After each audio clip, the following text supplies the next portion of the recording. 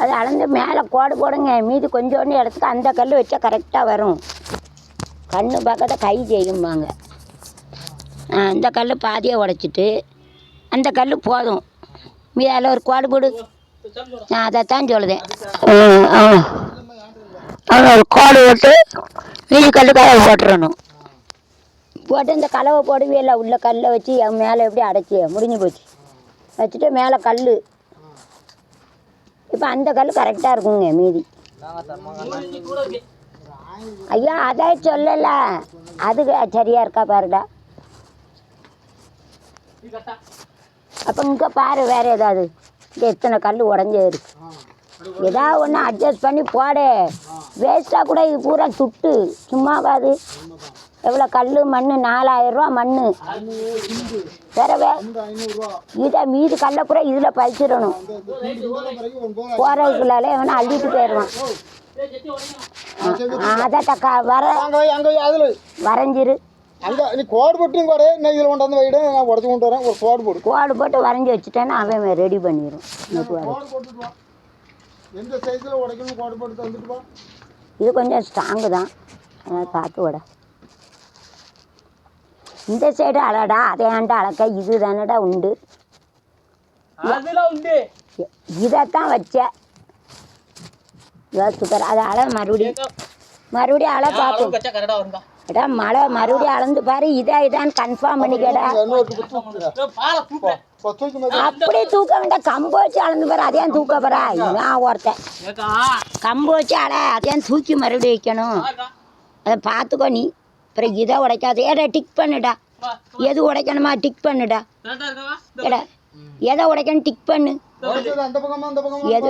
எது வேணுமா டிக் பண்ணு. அப்போ அதே போல டிக் பண்ணி விடு. டிக் பண்ணு. அப்போதான் அவனுக்கு தெரியும் இந்த கல் நேரு உடைக்கல. இந்த கல் உடைஞ்சாலும் அந்த கல் உடையாமல் எடுக்கும். அதை சொல்லலப்பா. சப்போஸ் இந்த சைடு உடைஞ்சாலும் பரவாயில்ல. அந்த சைடு மட்டும் உடையாமல் எடுக்கும். டிக் பண்ணுது. ஏன்னா இந்த டிக் பண்ணுறதை மட்டும் உடையக்கூடாது. இந்த சைடு உடைஞ்சா பரவாயில்ல. இப்போ ஒரு உடைக்கக்கூடாது. இந்த சைடு உடைஞ்சாலும் கலவைக்கு போட்டு போட்டுரு. இதுதான் ஒரு எய்ம். அதுதான் டிக் பண்ணுங்க. புரியுதா? கேளு. டிக் பண்ணுது அது. இப்போதே இப்போ முடிஞ்சிட்டா. இதை உடைக்கக்கூடாது. இது உடைஞ்சாலும் இந்த கலவைக்கு போட்டுடலாம். ஒன்றும் நஷ்டம் கிடையாது நமக்கு. இதை மட்டும் நீ உடைச்சிடக்கூடாது. கேளு. இதுக்கு பாரு. இது ஒரு டெக்னிக் கற்றுக்கணும் இன்னைக்கு. என் மைண்டில் புதுசாக வச்சிரு. இப்போ பாரு நமக்கு டவுட் ஆகிட்டா இதான்னு சரியாடா. ஏடா டிக் பண்ணணும்லாடா. உனக்கு தெரியும். உடைக்கணுக்கு தெரியுமா? என்னத்தா அவன் ஞாபகம் வச்சுக்கிட்டு இருப்பானா? இப்போ நான் எதுக்கு சொல்லுதேன்னா கேளு. அந்த சைடு உடையக்கூடாது. இந்த சைடு உடைஞ்சாலும் கலவை போட்டு போட்டுடலாம். புரிஞ்சுட்டா? இப்போ பாரு என்னடா இந்த டிக் பண்ணது எது உடையக்கூடாது. இது உடைச்சி போட்டாலும் ஒன்றும் இல்லை. முடிஞ்சிட்டு உடைக்காம எடு.